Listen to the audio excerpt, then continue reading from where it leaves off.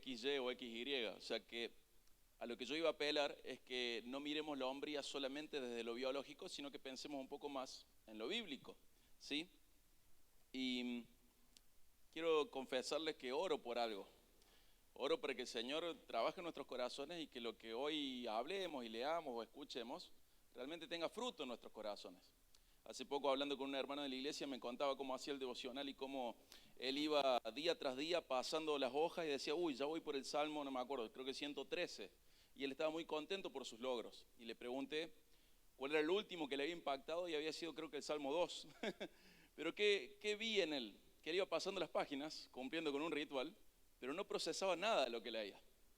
No, realmente no reflexionaba, no meditaba, no había impacto en la escritura. Él cumplía con el ritual, pero la parte que es la que sigue, que es la que esto impacte en nuestras vidas, no llegaba. Y charlando con él nos dábamos cuenta que es como cuando uno va, que es muy de hombres esto, creo, uno va buscando una dirección y no la encuentra, y lo último que vamos a hacer, ¿qué es? Pedir ayuda. Pedir, che, ¿dónde era? Y nos cuesta eso, no sé por qué nos cuesta. Tenemos nuestra esposa que nos dice, pedí, pregunta, y nosotros, no, yo sé. Y no sabemos, pero vamos a intentar. Pero finalmente cuando estamos derrotados y no sabemos llegar, le preguntamos a alguien. Y ese alguien nos empieza a explicar, y a veces nos pasa, estoy seguro que ustedes también, que nos desconectamos. Nos está explicando y en un momento, ¡pup! ¿Pero qué vamos a hacer ahí por cortesía? ¿Le vamos a decir, para, no te entiendo más, cortala? ¿O qué vamos a hacer? Ajá, ajá, ¿me entendés? Sí, ajá. ¿Entendiste cómo es? Sí. Y él te da las instrucciones y vos seguís diciendo, ajá. Y capaz que él te dijo que en la cuadra vos doble a la izquierda y vos en la cuadra siguiente, en la esquina siguiente, ¿qué hiciste? Seguiste derecho porque no le entendiste nada. Pero por cortesía dijiste que sí. Yo te invito, y es lo que oro, que cuando hagas tu vida devocional no sea así, pero que hoy tampoco sea así, y que realmente podamos ir juntos a hablar, a explorar, a descubrir sobre la hombría que el Señor pide de nosotros. Sería una pérdida de tiempo para todos si nosotros simplemente hacemos ajá, y no reflexionamos, no asimilamos nada, no dejamos que la palabra llegue a nuestro corazón. Sería una tristeza organizar algo en donde nos juntamos a leer lo que Dios tiene para nosotros, y esto entra por un oído y sale por el otro y no sirve de nada. Entonces yo le pido al Señor que no sea un tiempo así, sino que realmente el Señor nos desafíe, nos aliente, nos consuele, nos conforte, nos fortalezca para poder ser lo que Él pide de nosotros. Hay algo muy interesante, que lo que Dios pide de nosotros, no solo Él es digno de eso, sino que además es lo más conveniente para nosotros. No hay ningún otro camino alternativo que sea más conveniente para el hombre que seguir los mandamientos del Señor. Nunca, no lo hay. A veces creemos que sí. Nuestro corazón engañoso nos intenta seducir a que sí, mi alternativa, la que yo elijo, hacer la mía, es mejor. Pero eso no es verdad. Y cuantos más años pasan, más te das cuenta que lo que el Señor decía era cierto y era lo más conveniente. Pero la idea es, ¿qué significa ser un hombre hoy en día? Y la verdad es que la sociedad va tratando de definirlo de diferentes maneras, y hoy sabemos que estamos en un desastre con respecto a las definiciones. Por eso es importante volver al diseño de Dios. ¿Será suficiente para Dios que solo portemos los cromosomas XY? ¿O Él tendrá algo más para nosotros? ¿Habrá algo más desde la perspectiva bíblica? Sin duda hay algo más. Es como si yo quisiera jugar al fútbol. La verdad que soy bastante malo en todos los deportes, a algunos les pongo más gana que a otros, pero me compro los mejores botines, el mejor pantalón, la mejor remera, y voy a la cancha, y no es que lo externo va a transformar mi interior. Voy a seguir siendo la misma madera de siempre y no voy a jugar bien. Pero con el Señor no es una cuestión de ponerse o sacarse un uniforme o equipamiento, sino que realmente el Señor lo que busca es transformar nuestro corazón. Y que lo de afuera, que somos XY, somos hombres, no sea lo único que el Señor nos regaló. También nos dio una misión, un llamado. Hay características de la hombría que el Señor pide a todos los cristianos, pero algunas de ellas empiezan por el hombre. Entonces lo que yo quiero hoy es que nos desafiemos a ver cómo el Señor nos manda a ser hombres que se alinean al diseño de Él. Que no nos conformemos con ser solo XY, que lo somos todos, sino que más allá de la biología pensemos cómo uno puede ser un hombre según lo que Dios dice. Bueno, yo quiero comenzar, si tenés tu Biblia, acompáñame rápido, Primero de Reyes 2, y voy a ir rápido para no aburrirlos, pero sin embargo, si ustedes me dicen, vas muy rápido, avísame. y aflojo un cuarto de X.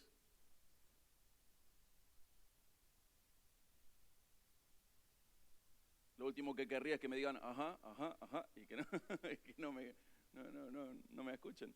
Pero me llama la atención, cuando era chico leí esta historia y me llamó mucho la atención. Primero de Reyes 2, fíjate que David está por morir y lo llama para que llegue Salomón. Y el versículo 2 de primero de Reyes 2 dice, yo voy por el camino de todos en la tierra. Sé pues fuerte y sé hombre, y guarda los mandatos del Señor tu Dios. Y sigue ahí el texto. Pero fíjate que le dice, Salomón, ven y quiero decirte algo. Sé hombre. ¿Acaso Salomón iba a cambiar sus cromosomas ese día? No. ¿Qué iba a pasar? ¿Qué debía pasar? Lo que está haciendo Dios a través de David es pedirle a Salomón que sea más que simplemente un hombre biológico. Salomón, sé hombre. Y después le dice cómo guarda los mandatos del Señor tu Dios, anda en sus caminos, hace conforme a lo que está escrito. Salomón era un hombre biológico, pero a nivel espiritual no lo era. Y básicamente, ¿hace falta que cambie? ¿Cómo? Ah, por las dudas. Buenísimo, gracias. Y vemos que lo llama a ser hombre. Le dice, Salomón, sé hombre. Qué loco sería que tu papá te llame a su lecho de muerte y te diga, che, sé hombre. Pero es lo que David acaba de hacer con Salomón. Y yo creo que lo llama a dejar atrás la vida infantil, la vida espiritual infantil, la vida de espiritualidad como niño. Hay cosas que tenés que dejar atrás, Salomón. ¿Cómo es un niño? Bueno, el niño tiene muchas características. Por ejemplo, ¿su visión de vida es a largo plazo? No. ¿Su visión cómo es? Cortoplacista. ¿Cuál es el umbral de frustración de un niño? Súper bajo. ¿Cómo define lo bueno y lo malo? ¿Por lo lindo o lo feo? Si es lindo, es bueno. Si es feo, si no me gusta, es malo. ¿Cuál es su máximo deseo? El placer. ¿Cuál es su respuesta a los problemas? Los que tienen hijos chiquitos y los que ya los tuvieron, ¿cuál es la respuesta de un niño a sus problemas? Lloras, un berrinche, ¿verdad? Bueno, Salomón, tenés que dejar de ser cortoplacista, de tener un umbral de frustración tan bajo, de definir lo bueno y lo malo según tu sentido, de poner el placer como tu brújula. Tenés que tener una visión a largo plazo de la vida, tenés que proyectar, tenés que forzarte en función a esto. Tenés que ser un hombre con un umbral de frustración más alto, comprender que tenés que seguir intentando, que tenés que definir lo que es bueno y lo que es malo, no según lo que a vos te guste o te parezca, sino según lo que está escrito. Que como deseo máximo tenés que desear honrar a Dios y encontrar la satisfacción de cumplir tu rol. A los varones a veces con el tema de proveer en la familia nos pasa que cuando proveemos nuestro hogar sentimos que hicimos algo bien. Hay un sentido de deber interno que si llegué a casa, puse el plato en la mesa, y te da placer haber provisto para tu familia. Pero va más allá de eso, cumplir tu rol, tener placer en cumplir tu rol como hombre. Un hombre responde a los problemas con templanza, con estabilidad, se autogobierna, tiene dominio propio. Y David le dice a Salomón cómo ser un hombre. Anda en los caminos de Dios, obedece su palabra. Y yo quiero seguir compartiendo algunos principios. Este es el primer principio. No te conformes con lo biológico, anda más allá, sé hombre. Salomón lo era, biológicamente, pero espiritualmente faltaba. Un segundo punto, tenés que obedecer tu propósito. Hay satisfacción en obedecer tu propósito. Ser hombre no es solo una cuestión de biología, es una cuestión de propósito dado por Dios. Nosotros sabemos que compartimos con la mujer un propósito muy importante. Cuando Dios crea la humanidad, en Génesis 1:27 dice que lo hizo como a imagen y semejanza suya. ¿Qué significa eso?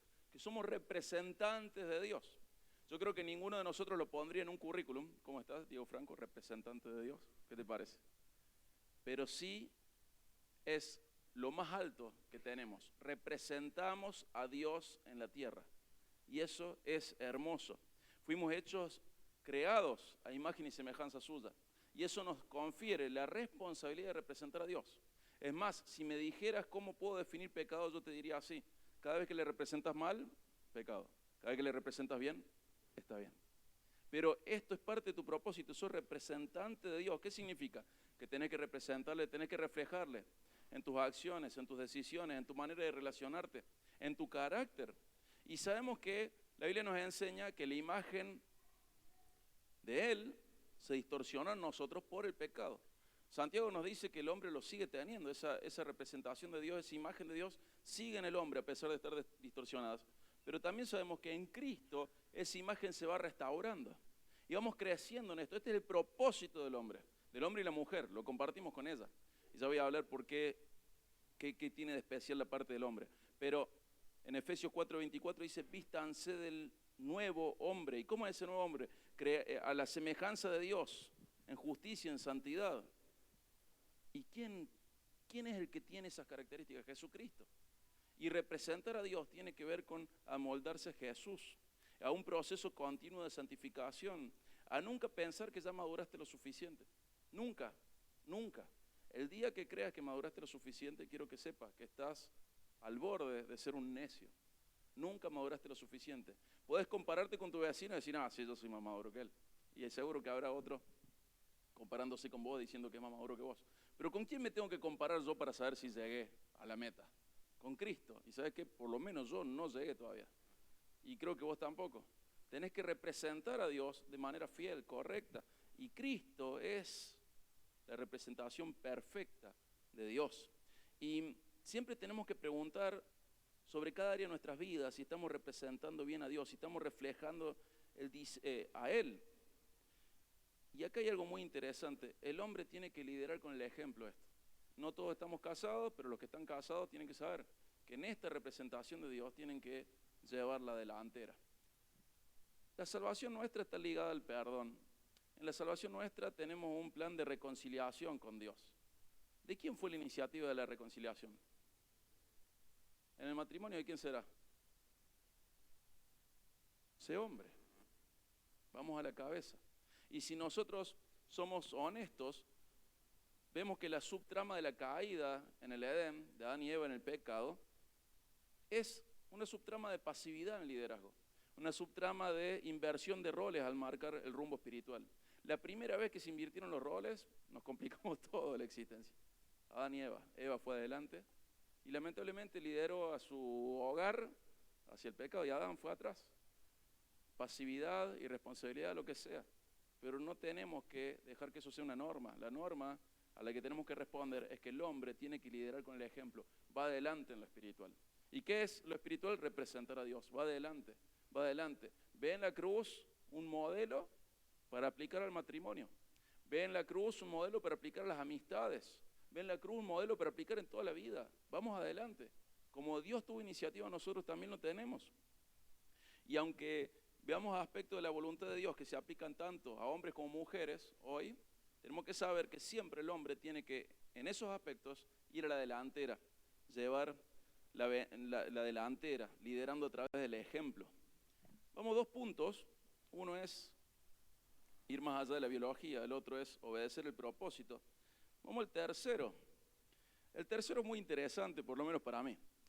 Acompáñenme a 1 Corintios 16, 13 al 14. 1 Corintios 16, 13 al 14.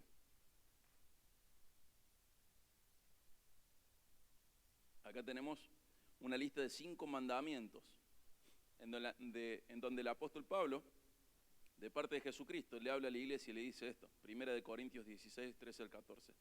Estén alerta, permanezcan firmes en la fe, pórtense varonilmente, sean fuertes. Todas sus cosas sean hechas con amor. Fíjense que hay 5 imperativos, pero uno es un verbo inventado, transformado en sustantivo. Ese pórtense varonilmente, si tuviéramos que decirlo en español, en griego dice varónense. Qué loco, ¿no? Que el Espíritu Santo le diga a la iglesia varónense. ¿Qué significa? Que hay cualidades de los hombres que son replicables para toda la iglesia. Varónense. Obviamente, dentro de la iglesia, ¿quiénes deberían tener estas cualidades? Los hombres, los varones. Pero fíjate qué interesante que el Espíritu Santo lo inspira a Pablo a usar una palabra que prácticamente, en realidad no aparece en el resto del Nuevo Testamento, que es varónense. Portaos varonilmente, pórtense varonilmente. No aparece en otros lugares de la Biblia. Pero cuando se creó la Septuaginta, que era la Biblia que usaban en los tiempos de Jesús, que está en griego, del hebreo al griego, Se usó algunas veces, en Deuteronomio 31, en Josué 1. ¿Vieron donde dice, esfuérzate y sé valiente? Es la misma idea, varónense. Una y otra vez, en el Antiguo Testamento, por lo menos 4 veces, aparece la misma idea. Deuteronomio 31, Josué 1, 2 Samuel 10, 1 Crónicas 19. Hay algo del hombre que hay que imitar. ¿Y saben cuál es la idea de este varónense? Esfuérzate y sé valiente. Sé firme y valiente. Esforzate, poné de vos con valentía, con firmeza. Disciplinate para esto. Esa es la idea general de este término. Qué interesante que el Espíritu Santo combina la firmeza, la valentía y el esfuerzo como un rasgo de un varón, de un hombre maduro. Y le dice el Espíritu Santo a través de Pablo, le dice a toda la iglesia, sean así. Tienen que tener esta actitud para su propia edificación y para la gloria de Dios. Y Pablo nos llama a ser hombres valientes, no en el sentido del mundo, sino en el sentido espiritual.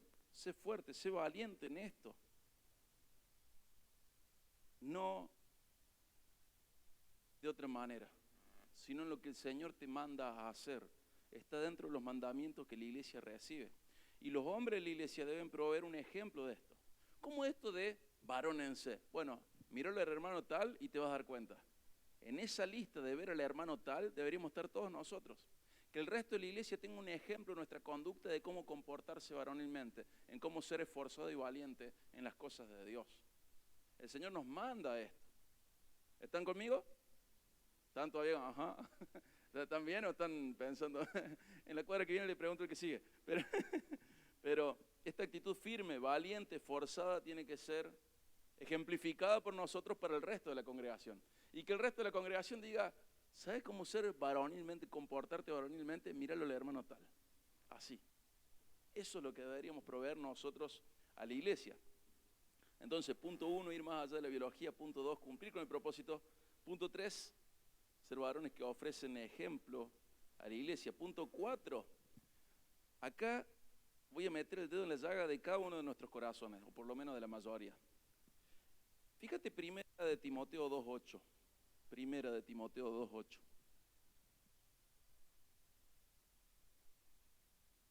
Sí.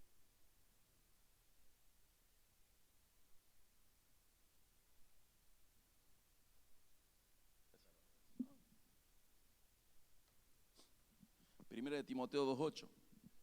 Dice así, por tanto, quiero que en todo lugar los hombres oren, levantando manos santas, sin ira ni discusiones. Quiero llamarte la atención en esto. Cuando ahí dice hombres, no se refiere a humanidad. ¿Sabes a quién se refiere? A los varones.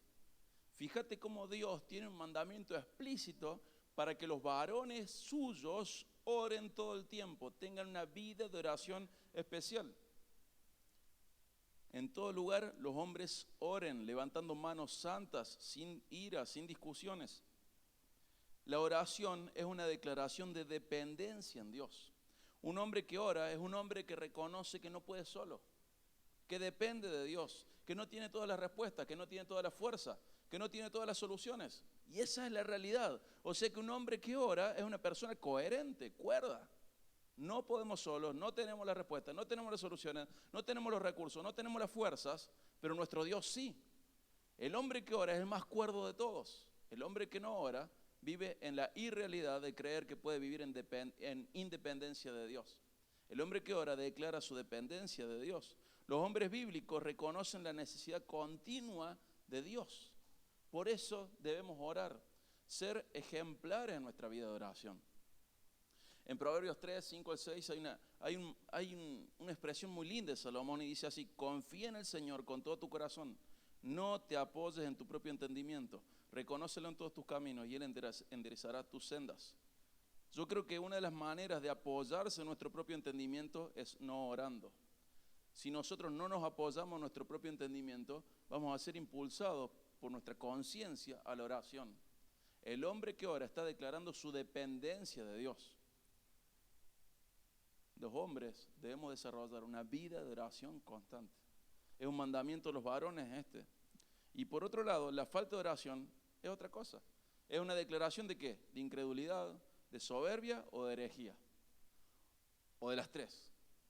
O no creemos que Dios existe, O creemos que es un mentiroso, o creemos que él no es como él dice que es, o creemos que solos no podemos, que solo sí podemos. La falta de oración es una declaración de estas tres cosas, o de incredulidad, o de soberbia, o de herejía. La vida de oración es una declaración de lo diferente, de la fe, de la humildad y de una doctrina sana. Mayor doctrina, mayor sanidad de doctrina, más vida de oración. Mayor humildad, más vida de oración. Mayor fe en el Señor, más vida de oración. Esto es directa o indirecta, es directamente proporcional. Ahora, hermano, ¿por qué oramos tan poco entonces? ¿Por qué oramos tan poco? A mí me maravilla ver que en el relato bíblico, cuando le preguntan a Jesús algo, cuando le dicen, lo voy a decir de otra manera, cuando le dicen, Señor, enséñanos a, piden algo muy especial. No le dicen, Señor, enséñanos a alimentar a las multitudes, a multiplicar el pan. No le dicen eso. Señor, enséñanos a pagar los impuestos sacando las monedas de los peces. ¿Se acuerdan que Jesús y Pedro fueron al templo y sacaron una moneda de adentro de un pez? No dicen eso. Señor, enséñanos a levantar muertos. No dicen eso. Señor, enséñanos a calmar la tempestad. No dicen eso. ¿Qué dicen? Señor, enséñanos a orar. ¿Qué habrán visto en el hombre perfecto que lo que ellos le dijeron es, Señor, antes de que te vayas, enséñame a orar? ¿Se dan cuenta el ejemplo que debe haber dejado Jesucristo para que sus discípulos cuando pidieran algo le pidieran esto? Señor, enséñanos a orar. Es tan grande la importancia de la vida de oración que los apóstoles, cuando tienen que dedicarse a su oficio pastoral, ¿qué hacen? Hermanos, lo correcto es que dejemos de servir las mesas para que podamos dedicarnos a estas dos cosas, que son los pilares del oficio pastoral, la enseñanza y la oración. Parte del trabajo es la oración. Y el hombre es el pastor de su hogar, de su matrimonio. Y tiene que tener una vida de oración. Y el Espíritu Santo dice que en todo lugar los hombres oren, levantando manos santas, sin ira ni discusiones. Punto 1, ir más allá de la biología. Punto 2, obedecer el propósito. Punto 3, ofrecer ejemplo a toda la congregación. Punto 4, la hombría bíblica es activa en la oración. Punto 5, la hombría bíblica lidera espiritualmente su hogar. En 1 Corintios 11:3 dice que Cristo es la cabeza de todo hombre y el hombre es la cabeza de la mujer y Dios es la cabeza de Cristo. Y quiero que sepas que el liderazgo espiritual no es opcional para el hombre bíblico. Es el líder espiritual de su hogar. Si vos estás casado, tenés que ejercerlo. Y si no estás casado, tenés que prepararte para ejercerlo. Ese rol de liderazgo espiritual no aparece cuando aparece este anillo, para nada. Ese rol de liderazgo espiritual se va trabajando, porque primero te gobiernas vos mismo, primero te lideras a vos mismo, primero te llevas a crecer en el Señor, vos mismo, y luego puedes llevar a otras personas. Nunca puedes llevar a crecer a alguien si vos no estás creciendo. Entonces, si sos soltero y todavía no te casaste, si todavía estás pensando en ella, pero ella todavía no es tu esposa, tenés que, se ríen a todos los chicos, saben de qué estoy hablando, pero están pensando en ella, pero está bien que piensen en ella. Y pensando en eso, antes tienen que ejercitarse espiritualmente. El liderazgo espiritual no es opcional para el hombre bíblico. El hombre está llamado a guiar a su familia. Y este liderazgo servicial es guiado por el amor y el cuidado. Nosotros sabemos que en Efesios se nos dice que el hombre tiene que liderar, en varias partes de la Biblia se nos dice eso. Pero muchos hombres quieren liderar de cualquier manera, menos de manera espiritual. Y hermanos, yo quiero que sepas que todo liderazgo que vos ejerces en el hogar tiene que comenzar por el espiritual. Si no, sos simplemente un tirano. Tenés que gobernar espiritualmente tu hogar. Y sabes que en liderazgo una de las cosas más importantes es dar el ejemplo. Sembrás ejemplo y tarde o temprano cosechás ese ejemplo. Tu familia tiene que verte como una persona espiritual. Qué dolor es ver que muchas veces las mujeres tienen la iniciativa espiritual. Y sabemos que nuestros hermanos de Norteamérica son expertos en estadísticas, ¿viste? Les gusta medir todo, es increíble cómo miden todo. Son expertos en estadística. Nosotros somos expertos en otras cosas, buenas también, pero no en esa.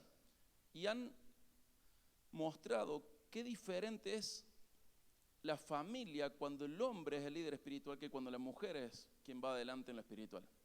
La mayoría de las familias en donde el hombre es maduro espiritualmente, la familia entera queda congregándose. Pero cuando es la mujer, la familia se disuelve y algunos quedan adentro de la iglesia y otros quedan fuera de la iglesia. Mirá si será importante nuestra participación en el hogar. Es fundamental que nosotros aceptemos lo que el Señor ha diseñado. Somos los líderes espirituales de nuestro hogar. Y no podemos liderar mal, no podemos ser ciegos que guían a ciegos, como los fariseos, o llevar un pozo al resto. Debemos ser quienes llevamos al resto a Cristo, de manera directa o indirecta. A veces con nuestra esposa va a ser más fácil de manera directa, y a veces no, todos lo sabemos, a veces va a ser de manera indirecta. Vamos a elegir una mejor película para ver, vamos a elegir un mejor libro para leer, vamos a elegir un mejor matrimonio para juntarnos. Vamos a buscar amistades de a poquito, vamos a ser estratégicos, sin ser manipuladores, pero sabios, inteligentes, para promover la vida espiritual de mi esposa. Vamos a desalentar lo malo y vamos a alentar lo bueno. Muchas veces nosotros queremos ir tras la corrección, tras la amonestación, pero muchas veces a través del aliento se consigue lo mismo y es mejor todavía. La vamos a alentar a mejores amistades, a mejores cosas en su mente, a mejores actividades. Vamos a empujar en esa dirección. No va a salir de una, pero antes de poder influenciar a mi esposa y a mis hijos, ¿saben qué tengo que hacer? Agarrarme la oreja para obedecer al Señor y ofrecerles ejemplo de una persona que ama a Cristo y a su reino sobre todas las cosas, que ama a Dios con todo su ser. Primero tengo que ser un ejemplo de esto. Y no tengo que frustrarme y decir, bueno, no puedo ser ejemplo, así que ya está, ya fue. No, si estás vivo es porque seguís teniendo oportunidades de hacerlo esto correctamente. Y hermanos, con una mano en el corazón, cada uno de nosotros puede admitir, por experiencia propia o de otras, que es muy difícil, pero que no hacerlo trae mayores dificultades todavía. Es un desafío, pero en Jesucristo podemos hacerlo. En Efesios 6:4 dice que tenemos que criar a nuestros hijos en la disciplina y en la instrucción del Señor. O sea que tengo que involucrarme en el discipulado de los míos, en el de mi esposa, en el de mis hijos. Enseñamos, guiamos, damos ejemplos de la fe a quienes no podemos engañar. O sea que discipulando a mi familia, yo quedo expuesto al punto de que tengo que ser una persona íntegra. Si no soy íntegro, no puedo discipular a mi familia, porque ellos van a ser los primeros en decirme, sí, vos que ahora estás leyendo la Biblia hace un ratito, no fue muy santo lo que le gritaste al árbitro, ¿no? No fue muy santo el que dobló sin poner guiño, ¿no? Y bueno, aceptemos el desafío, seamos hombres y nos banquemos las consecuencias de no ser íntegros, pero caminemos en integridad. Y tarde o temprano, si la mujer es nacida de nuevo, tarde o temprano va a aceptar con gusto el liderazgo de un hombre que cada día es más parecido a Jesucristo. No tenemos que someterla, tenemos que darle el ejemplo y liderarla, ir adelante.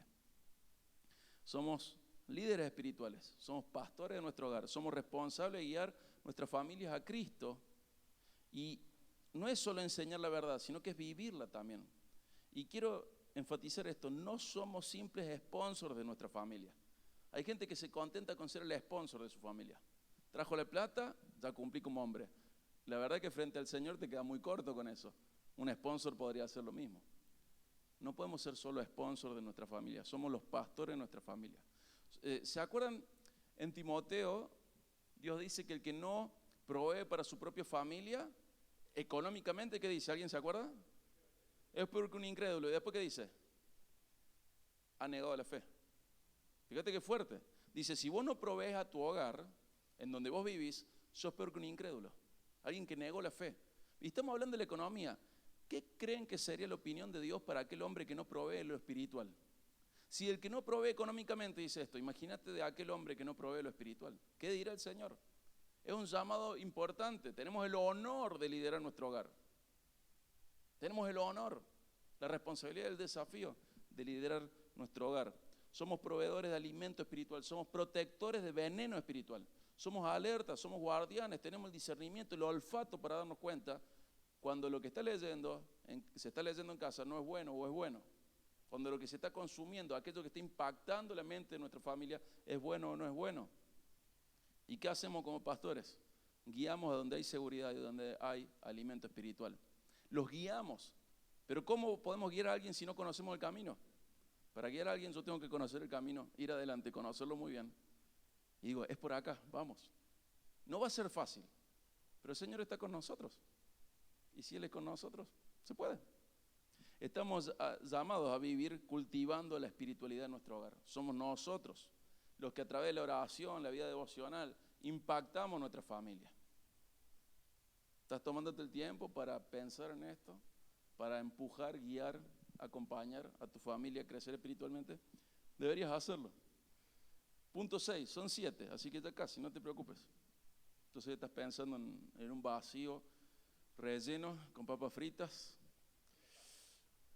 Sí, pero también, eso es postre. Sí, una pata flameada. Qué rico, ¿no? Punto 6.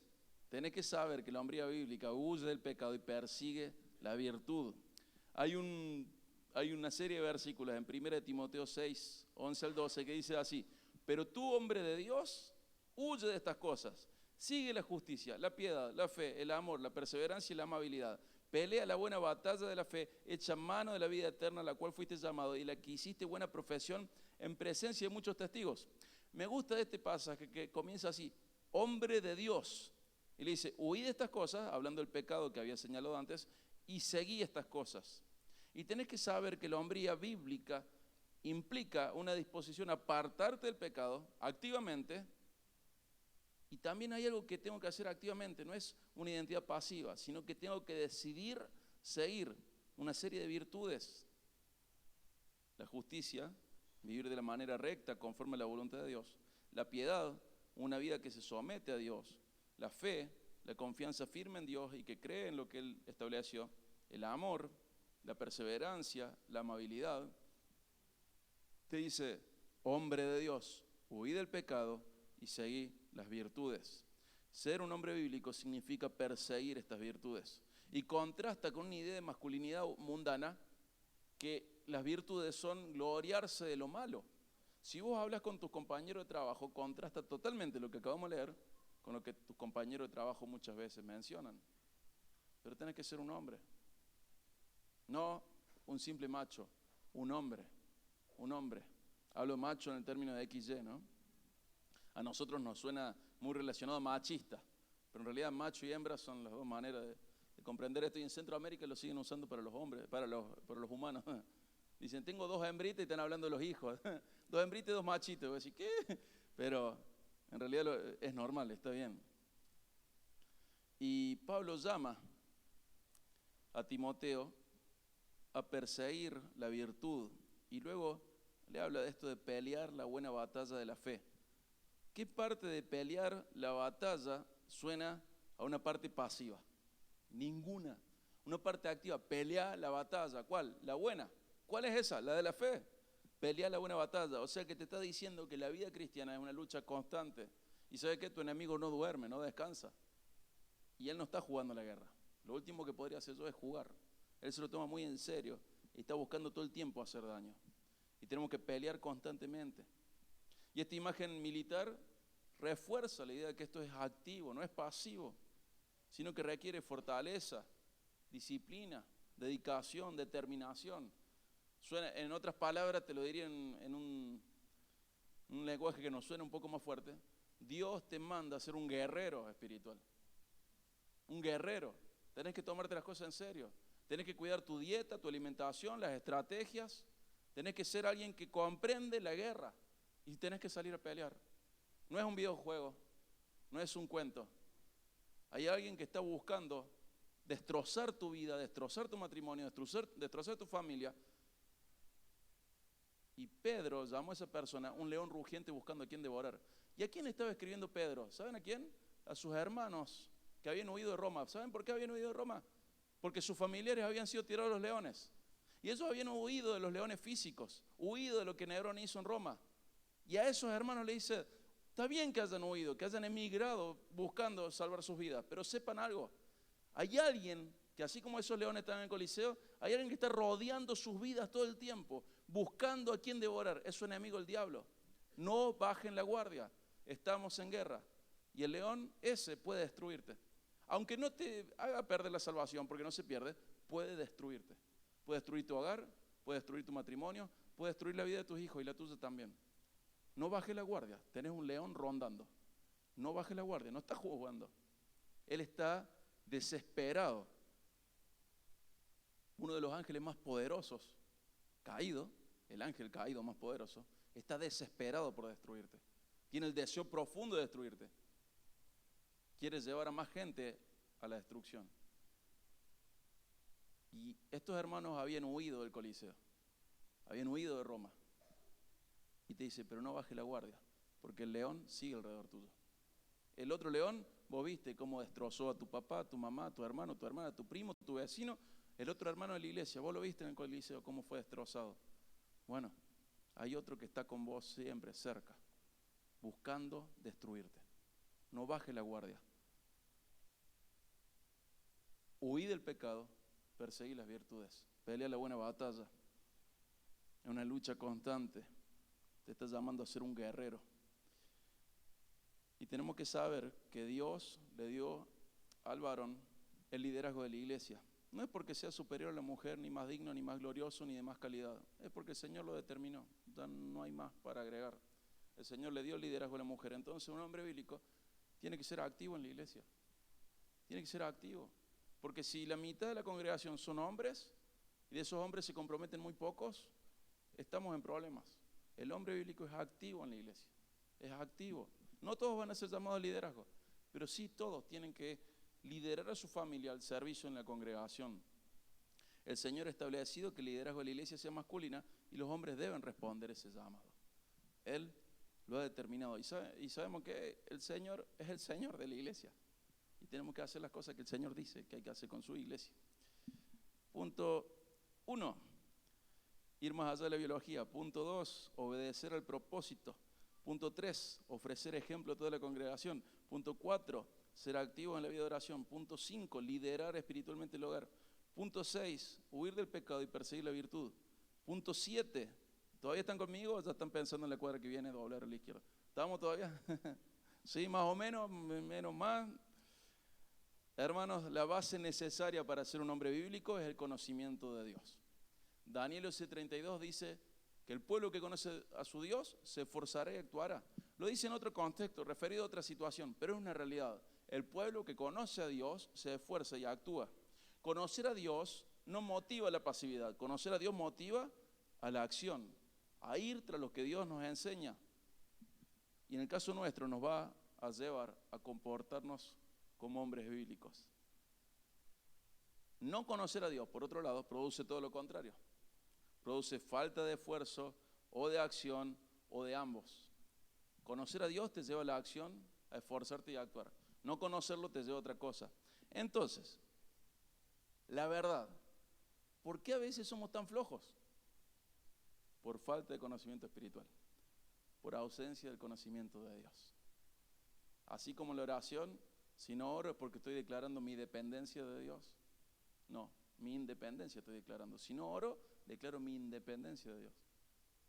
Creo cosas de Él que son erradas, creo cosas de mí que son erradas. Estoy errando. Y si no actúo también, ¿por qué hay flojera? Por falta de conocimiento. ¿Dónde voy a conocer a Dios? Bueno, 2 Corintios 4:6 dice que uno puede ver a Dios a través del rostro de Jesucristo.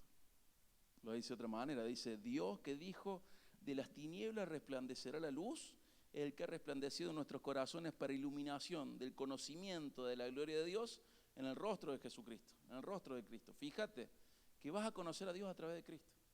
Ahora, ¿dónde me encuentro con Cristo? Bueno, Juan 14:9 dice, el que ha visto a mí, ha visto al Padre, pero Juan 5:39 dice que las Escrituras dan testimonio de Él. O sea, ¿dónde voy a ver a Dios? ¿Dónde voy a ver a Dios? En Cristo. ¿Y dónde voy a ver a Cristo? En las Escrituras. Si conocemos a Cristo, conoceremos a Dios y nos comportaremos como el Señor nos pide. Tengo que entender que Jesucristo no solo es admirable, es imitable. Cuando vemos Filipenses 2 decimos qué hermoso nuestro Señor. No tuvo como cosa que aferrarse a ser como Dios, sino que se despojó de eso y se hizo como nosotros. Y siendo como nosotros, ¿qué hizo? Tomó forma de siervo. ¿Y qué más? Y se humilló en obediencia. ¿Hasta dónde? Hasta la muerte, y muerte de cruz, la más humillante. Pero eso es Filipenses 2, del 6 en adelante. El versículo 5 dice, hacen ustedes este mismo sentir como en Cristo Jesús. ¿Cuál es? Despojarse, humillarse, obedecer al Señor hasta el final, con tal de promover la salvación y la santificación de otros. Cristo no es solo admirable, también es imitable. Y hermano, yo quiero que vos comprendas que en Cristo está nuestro verdadero llamado y propósito. Él no es lo más importante de nuestra vida. Él es nuestra vida. No tenés vida fuera de Cristo. Él lo determinó. Dijo, yo soy el camino, la verdad y la vida. No es una manera de vivir, ni siquiera el más importante de tu vida. Es tu vida o no es nadie.